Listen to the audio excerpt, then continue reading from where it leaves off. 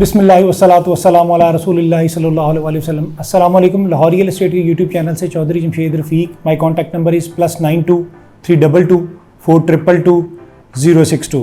Viewers, after budget मेरी first video है। चूँकि बजट से पहले मैंने वीडियो बनाई थी तो मैंने कहा था कान इधर से पकड़ लें इधर से पकड़ लें, बात एक ही है। तो स्टिल मैं सेम सेंटेंस के ऊपर ही हूँ कि कोई ख़ास बड़ा इम्पैक्ट नहीं आएगा बजट के अंदर ही, बट स्टिल अभी तक बहुत ज़्यादा चीज़ें क्लियर होनी बाकी हैं। 7E की एग्जाम्पशन जो है वो तो बिल्कुल भी कहीं पर नहीं जा रही है, वो स्टिल गोइंग ऑन है, वो आपको देना ही पड़ेगा हर हाल के अंदर। रही बात FED की, FED आपका जो है ना वो ख़त्म हो चुका हुआ है, बट दो चीज़ें थी बिफोर बजट। आपको FED भी पे करनी पड़ती थी और आपको 236K भी पे करना पड़ता था, यानी जो परचेजर का टैक्स था। FED आपका एडजस्टेबल नहीं तो होता था, बट 236K जो था वो आपका एडजस्टेबल था। अब FED खत्म हो चुकी हुई है और 236K जो है ना वो इंप्लीमेंट हो गया हुआ है। मैं स्टार्ट में भी ये बात कहता था कि फर्स्ट अलॉटी टैक्स एग्जेम्प्ट है, उसको at the time of selling tax पे नहीं करना पड़ेगा। बट अब जो 236K है वो एफिडेविट के ऊपर 1.5% इंप्लीमेंट हुआ है, जबकि जब आप सेलिंग करेंगे 236K आप जब एफिडेविट बाय करेंगे आपने तब पे नहीं करना। DH आपको एलोकेशन लेटर दे देगा, जब आप उसकी सेलिंग करेंगे तब आपके नाम से 236K का चालान जनरेट होगा, 236C का चालान जनरेट नहीं होगा, सिर्फ 1.5%। बट 1.5 किस परसेंटेज के ऊपर आएगा, क्या FBR रेट्स हैं वो अभी तक आने बाकी हैं। स्टैम्प ड्यूटी अगर आप एलोकेशन की बात करते हैं तो स्टैम्प ड्यूटी आपकी अकॉर्डिंग टू DC रेट जो है ना उसके ऊपर पे होती है, बट FBR रेट्स और DC रेट्स अभी आने बाकी हैं। अगर मैं एलोकेशन की बात करूं तो देखिए, कुछ लोगों को, कुछ क्लाइंट्स को, कुछ इन्वेस्टर्स को एलोकेशन ज़्यादा सूट करता है कि नहीं जी हमारे पास वाइट मनी है, हम बाइंग का टैक्स भी देंगे, हम सेलिंग का टैक्स भी देंगे, तो उसके अकॉर्डिंगली उनके लिए एलोकेशन ज़्यादा सूट करता है। बट वो बात फिर वहीं पे आती है, पहले 3% बाइंग का था, फिर 3% सेलिंग का था, बट अब जो है वो आपका 1.5% जो है वो बाइंग का है और 4.5% जो है ना वो सेलिंग का है। तो आपकी परसेंटेज 6% ही है, चाहे बाय कर लें चाहे सेल कर लें वो सेम परसेंटेज ही आपकी, बट स्टिल डिपेंड्स ऑन कि गवर्नमेंट FBR रेट्स क्या देती है। बट आपके लिए अभी भी जो चीज़ प्रेफरेबल है वो एफिडेविट है। जैसे कि डे 1 से लाहौर रियल एस्टेट बार बार एफिडेविट्स को प्रमोट कर रही थी कि एफिडेविट्स में बाइंग बनती है, टैक्स एग्जेम्प्ट है, एफिडेविट में बाइंग बनती है, टैक्स एग्जेम्प्ट है। देखिए, चाहे आप एफिडेविट लें चाहे आप एलोकेशन लें, both are safe and secure, दोनों का प्रोसीजर सेम है, but depends on total cost. बाजुकात आपको एफिडेविट सस्ता पड़ रहा होता है, बाजुकात आपको एलोकेशन सस्ता पड़ रहा होता है। एफिडेविट और एलोकेशन में सबसे बड़ा डिफरेंस जो बहुत ज्यादा सवाल हमसे पूछा जाता है, हम लोग अब बता के भी थक गए हैं, बट हम लोग फिर भी बाज नहीं आएंगे, हम लोग फिर भी आपको बताते रहेंगे। एफिडेविट लैंड ओनर से, फर्स्ट लैंड ओनर से आपके नाम पे ट्रांसफर होता है, जबकि एलोकेशन जो है वो ऑलरेडी किसी के नाम पे, उसके नाम से आपके नाम पे ट्रांसफर होगा। एफिडेविट के लिए बायर सेलर की अवेलेबिलिटी DHA में जरूरी नहीं होती है।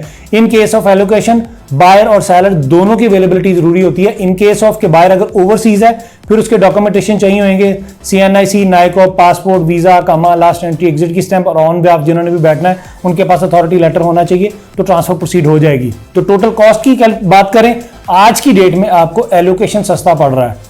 कभी कभार आपको एफिडेविट सस्ता पड़ रहा होता है, कभी कभार आपको एलोकेशन सस्ता पड़ रहा होता है, बट आज की डेट में 20 जून को, जून के महीने के अंदर आपको एलोकेशन सस्ता पड़ रहा है in case of affidavit. But depends on affidavit की प्राइसेस हैं कि वो कितनी के प्लस में है, कितनी के माइनस में है, उसके अकॉर्डिंगली जो है ना वो आपकी कॉस्ट कैलकुलेट होती है। हमारी तो कोशिश यही होती है हम अपना बेस्ट बता दें क्लाइंट को, टोटल ब्रेकअप के साथ अपडेट कर दें कि सर ये आपकी एफिडेविट की कॉस्ट है, ये आपके एलोकेशन की कॉस्ट है, but at the time of selling आपको एफिडेविट के ऊपर टैक्स नहीं पड़ेगा, सेलिंग का आपको एलोकेशन के ऊपर टैक्स जरूर पड़ेगा। Moving towards DHA Lahore phase 10 के ऊपर अगर मैं बात करूं तो बहुत ज्यादा गुड न्यूज आने वाली है अगस्त के अंदर। बड़े ऑथेंटिक सोर्सेज हैं, चूंकि हमारी वीकली बेसिस पे DHS के साथ मीटिंग्स कंडक्ट हो रही हैं, प्रॉपर हमें weekly, once in a month, once in a week, twice in a week हमें बार बार बुलाया जाता है। मार्केट की पॉजिटिविटी के लिए भी सारी हमारी डिस्कशंस हो रही होती हैं। बहुत ज्यादा गुड न्यूज है बैलेटिंग से रिलेटेड, डेवलपमेंट से रिलेटेड, इंस्टॉलमेंट प्लान से रिलेटेड, काफी ज्यादा चीजें हैं कि जो हम चाह रहे हैं कि पहले एक दफा जरा DHA डिस्क्लोज कर दे, फिर उसके बाद जरा हम लोग बताएंगे तो एक ऑथेंटिक सोर्स आ जाएगा कि जी वाकई में ही ऐसा है। क्योंकि अब हम जब लोग क्लाइंट्स को अपडेट कर रहे होते हैं तो क्लाइंट जल्दी हमारी बात पे एग्री नहीं करता, जी आपने तो कहा था ऐसे हो जाएगा, आपने कहा था ऐसे हो जाएगा। बट हम लोग एज पर जो हमारी डिस्कशंस होती हैं, चूंकि हम लोग सारा दिन DHA के अंदर स्पेंड कर रहे होते हैं, मार्केट एनालिसिस हमारा इसी बेस पे होता है, घूमने वाली कुर्सी पे बैठ के मार्केट एनालिसिस नहीं होता। सारा दिन आप मल्टीपल टाइम्स पे डीलर्स के साथ इन कांटेक्ट में होते हैं, डीएचएस के स्टाफ के साथ इन कांटेक्ट में होते हैं, हायर अथॉरिटीज के साथ आप इन कांटेक्ट में होते हैं। उस बेसिस के ऊपर जो है ना हम लोग क्लाइंट्स को अपडेट कर रहे होते हैं। अगर मैं फाइल्स प्राइसेस के ऊपर बात करूं तो इस टाइम पे डीएचएल और फेज 10 में 5 मरला एलोकेशन की प्राइस ऑलमोस्ट 33 लाख से 33,25,000 में अवेलेबिलिटी है। 8 मरला एलोकेशन की मैं बात करूं तो ऑलमोस्ट आपको अवेलेबिलिटी को 40 लाख प्लस माइनस में, चूंकि मार्केट में ये साइज डीएचएल ने फर्स्ट टाइम दिया था तो इसमें बड़ी रेयर ट्रेडिंग होती है। 10 मरला एलोकेशन की मैं बात करूं तो 10 मरला एलोकेशन इस टाइम पे आपको अवेलेबिलिटी ऑलमोस्ट को 57 लाख 50 से 58 लाख के इन बिटवीन है। 1 कनाल एलोकेशन आपको 9150 से 92 लाख के इन बिटवीन है। 4 मरला एलोकेशन की मैं बात करूं तो इस टाइम पे आपको 157 लाख प्लस माइनस में। 2 कनाल एलोकेशन की मैं बात करूं तो ऑलमोस्ट को 2 करोड़ 40 लाख रुपए से लेकर 2 करोड़ 45 लाख रुपए में अवेलेबिलिटीज हैं। देखें वंस अगेन कि आप लोअर एंड पे बाइंग कर रहे हैं। अगर मैं जो रमजान के अंदर जो प्राइसेस की थी उसके ऊपर मैं अगर बात करूं तो 5 मरला की प्राइस चली गई थी ऑलमोस्ट आपकी 48 से 50 लाख इन बिटवीन। आज आपको अवेलेबिलिटी 33 लाख में है। 10 मरला रमजान में ऑलमोस्ट कुछ 70 टू 72 के बिटवीन चली गई थी, आज आपको 58 लाख में। 1 कनाल 1 करोड़ 15 प्लस में चली गई थी, आज आपको अवेलेबिलिटी ऑलमोस्ट को 9150 से 92 के बिटवीन है।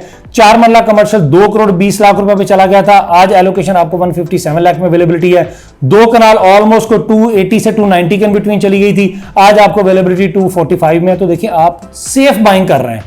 जिन लोगों ने रमजान में बाइंग की थी वो एक आर्टिफिशियल सा इंक्रीज था बट अनएक्सपेक्टेड इंक्रीज था, जो हमें भी खुद समझ नहीं था आ रहा कि देखिए जो ग्रोथ आपका साल में आना चाहिए था वो 15-20 दिनों में आ गया था, तो फिर भी सेफ बाइंग है ये। अगर मैं टाइम पीरियड की मैं बात करूं तो टाइम पीरियड डीएचएल और फेज 10 में short term plus long term दोनों सूरतों में आपको अच्छा गेन मिलेगा। क्योंकि अभी हर बंदा बजट आ रहा, बजट तो आ गया, अब जुलाई के अंदर बजट इंप्लीमेंट होना है, आपके डीसी रेट्स एफबीआई रेट्स आने हैं, ट्रांसफर कॉस्ट कैलकुलेट होनी है, फिर ज्यादा अच्छे तरीके से हमें पता लग जाएगा कि जी बायर की क्या कॉस्ट आती है, सेलर की क्या कॉस्ट आती है। उसके अकॉर्डिंगली फिर क्लाइंट जो है ना अभी थोड़ा सा जो कंफ्यूजन है उसकी कंफ्यूजन इंशाल्लाह 10 जुलाई तक 100% क्लियर हो जाएगी। देखें अभी डीसी रेट्स एफबीआई रेट्स आने हैं, फिर उसके बाद चूंकि चालान जो जनरेट होते हैं वो आपको गवर्नमेंट की वेबसाइट्स के ऊपर होते हैं, फिर उनके ऊपर अपलोड होने हैं, फिर चालान जनरेट होने हैं, फिर सारी कैलकुलेशन हमारी जो है ना वो कंक्लूड होनी है।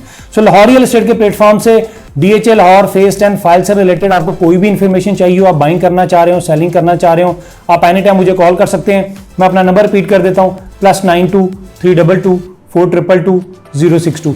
अपना बहुत बहुत ख्याल रखिएगा। Thank you so much. अल्लाह हाफिज़, फीमान अल्लाह। But do like and subscribe Lahore real estate.